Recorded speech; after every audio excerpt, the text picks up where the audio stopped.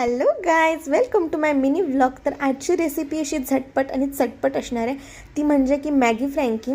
तर त्यासाठी मी इकडे भाज्या अशा चिरून घेतल्या, टोमॅटो, कांदा, शिमला मिरची आणि कोबीची भाजी.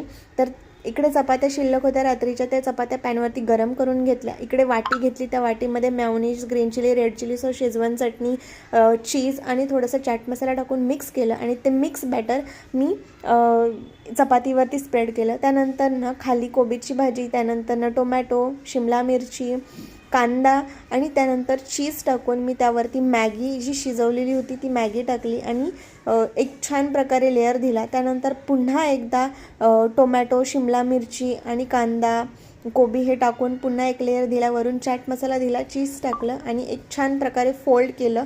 फोल्ड केल्यानंतर वरून असं टूथपिक लावायचं आणि त्यानंतर तव्यावरती शेकून घ्यायचं. अतिशय छान लागते. तुम्ही बनवून बघा आणि नक्कीच मला कमेंट